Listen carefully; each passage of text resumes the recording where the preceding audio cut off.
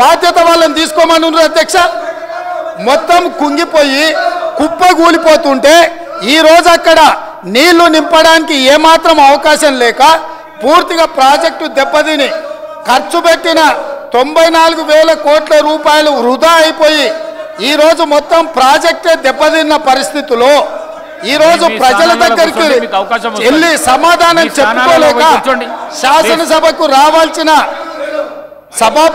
ఉపనాయకుడు ఇక్కడ సభలోకి రాకుండా పారిపోయి ఈరోజు చర్చ చేద్దామంటే రాకుండా ముఖ్యమంత్రి గారిని పట్టుకొని ఇట్లా మాట్లాడొచ్చా అధ్యక్ష?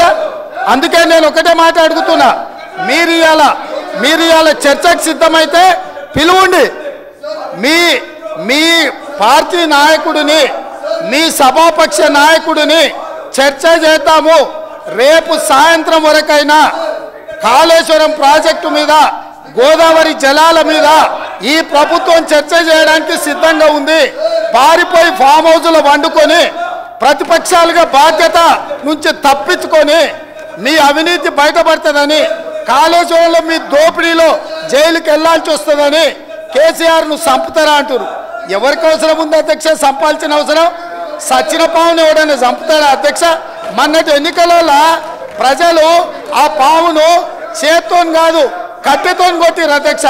ఆ పాము ఆల్రెడీ సచ్చింది. సచిన పావును చంపాల్సిన అవసరం మాకే ఉంది అధ్యక్ష. ఈ రోజు సానుభూతి కోసము వీల్ చైర్ నాటకాలు, వీధి నాటకాలు ఏంటి అధ్యక్ష? ఇది ఈ రోజు అవకాశం వచ్చినప్పుడు ఈ సభలో చర్చ చేయడానికి ప్రభుత్వం సిద్ధంగా ఉంది. నిజాయితీ ఉంటే, మీరు అవినీతికి పాల్పడకపోతే, మీరు చెప్పినట్టు మేడిగడ్డలో 2, 3 పిల్లర్లు కుంగిపోతే దాని మీద తీసుకోవాల్సిన నిర్ణయాల మీద మాజీ ముఖ్యమంత్రి గారు చంద్రశేఖరరావు గారిని సభలోకి రమ్మనుండ్రి. చర్చ చేయడానికి ప్రభుత్వం సిద్ధంగా ఉంది. పారిపోయి అక్కడెక్కడో పోయి ఆడేదో ప్రగల్భాలేంది అధ్యక్ష? రమ్మనుండ్రి సభకు. వాస్తవాల మీద చర్చ చేస్తాం, మొత్తం ఇక్కడ పెడతాం. ఇవాళ ఆయన తప్పించుకుంటాడు, ఈయన వచ్చి ఈడ కొత్త మాటలు చెప్తాడు ఈడ.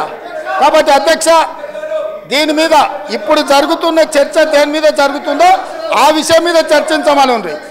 ఎట్లాగూ సాగునీటి ప్రాజెక్టుల మీద శ్వేతపత్రం పెట్టడానికి మా ప్రభుత్వం సిద్ధంగా ఉంది. మీరు ఏమేమి విషయాలు ఉన్నాయో, ఏమేమి చర్చ చేయదలుచుకుందో మొత్తానికి మొత్తం శ్వేతపత్రం సందర్భంగా చర్చ చేద్దాం. లేదు కాళేశ్వరం మీద మీరు చర్చ అంటారా? దానికోసం ప్రత్యేకంగా తమ సమయం కేటాయించండి. కాళేశ్వరం మీద చర్చ చేయడానికి మేము సిద్ధంగా ఉన్నాం అధ్యక్ష. కడియం శ్రీహరి గారు, కడియం